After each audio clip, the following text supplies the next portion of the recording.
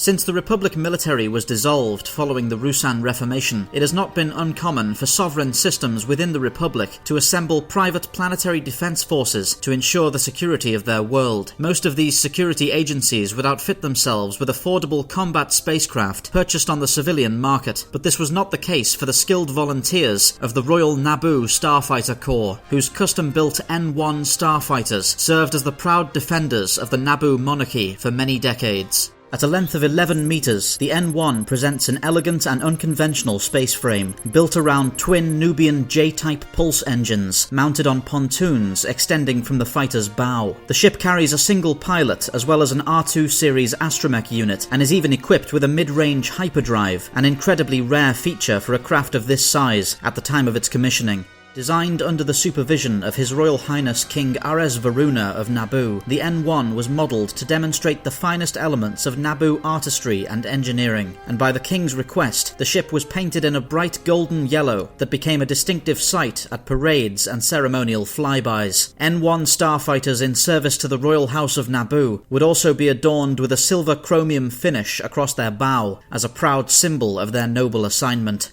The standard N-1 is armed with twin nose-mounted laser cannons, as well as a single proton torpedo launcher linked to two 5-shot magazines. The ship's high speed and maneuverability, coupled with its tightly attenuated firing arcs, allow the N-1 to deliver lethal salvos of cannon fire in close-quarters combat, allowing the ship to compete with even the most advanced space superiority fighters of its era. The ship's torpedo launcher adds even greater adaptability, allowing the vessel to effectively engage light warships from a substantial range. Despite its heavy ordnance, the N-1 was considered to be a poor ground attack fighter, lacking the advanced targeting sensors necessary to serve in an anti-tank role and presenting too easy a target for ground-based anti-aircraft systems. As the N-1's hyperdrive is one of the earliest models small enough to be mounted on a fighter, the drive is only able to carry the craft approximately 1,000 light-years before exhausting its fuel supply. For this reason, Naboo diplomatic barges, such as the J-type, are equipped with wing-mounted service ports that allow N-1's flying fighter escort to dock and refuel their hyperdrives. This practice is most often used during ambassadorial visits to Coruscant, where N-1 fighter escorts are often called upon to defend their charges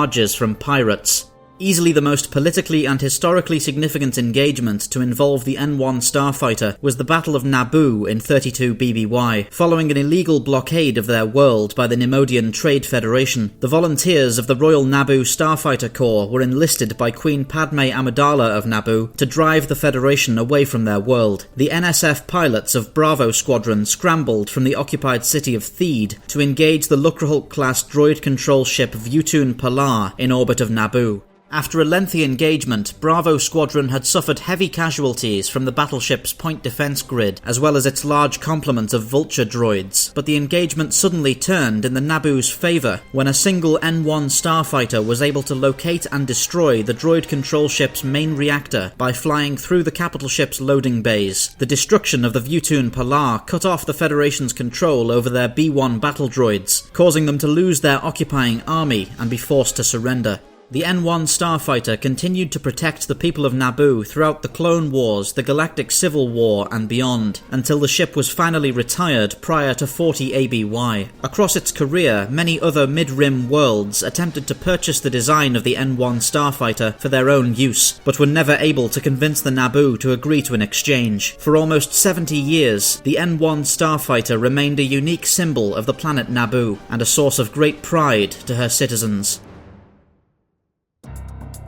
Thank you for watching Spacedock. If you're interested in supporting the channel, please do check out the links on the screen right now or in the description below for our Patreon and channel membership services. Anything you can pledge goes towards improving our team and our equipment and allowing us to put together bigger and more exciting video projects for you guys on the channel.